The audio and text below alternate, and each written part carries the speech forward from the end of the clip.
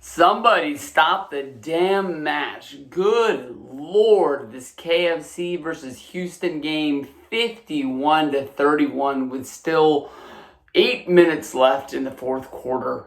Who knows how many more points Kansas City's going to put on the board here.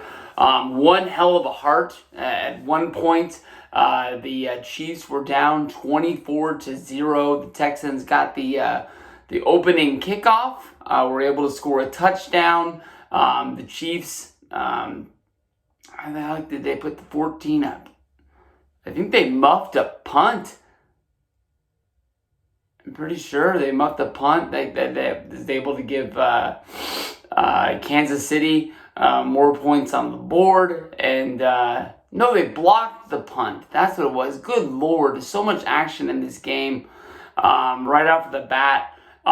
Basically, the Texans were able to block a punt, gave them 7 more points, making it 14-0. And then by the end of the close of the first quarter, that is when they muffed the punt.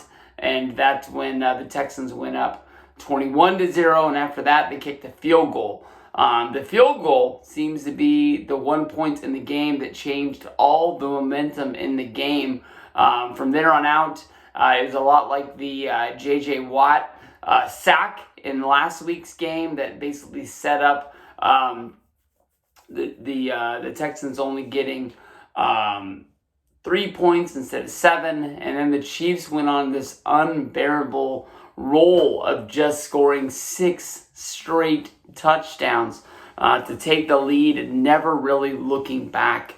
I'll tell you the truth, sitting here watching the game, it's just one of those games you just couldn't believe the comeback.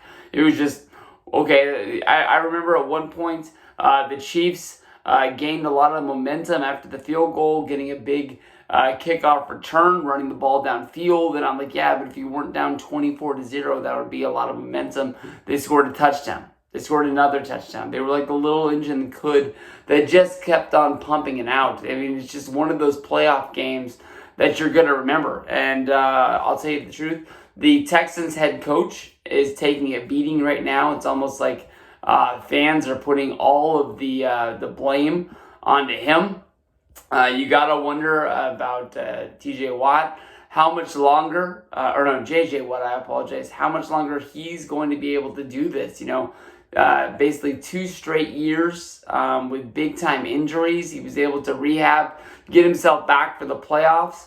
But, how much longer is this run really going to last him? Deshaun Watson in his second year in the league, we know that he's going to be around for a while. But are they going to be able to keep a team strong enough for him to keep pushing on with this Texans team? They finished with a 10-6 record, but at some points it really looked like Houston was done for. Carlos Hyde, I know that you still got Frank Gore as the running back out there for the Buffalo Bills. Who knows how much longer he's going to go for, but Carlos Hyde's putting years on his career that people really never thought he was going to be able to have. 2 years in the league.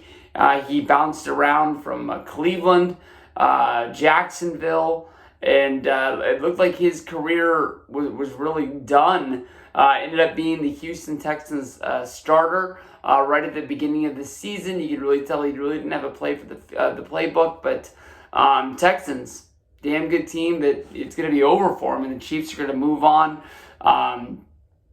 Wow. I mean, wowzers.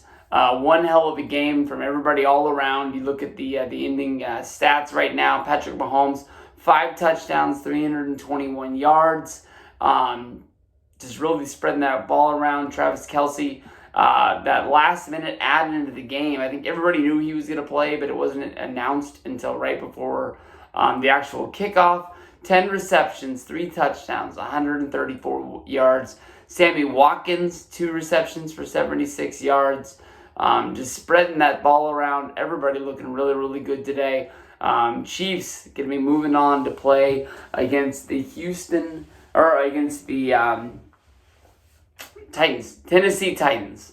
Surprise from last night. Wow. Who would have thought?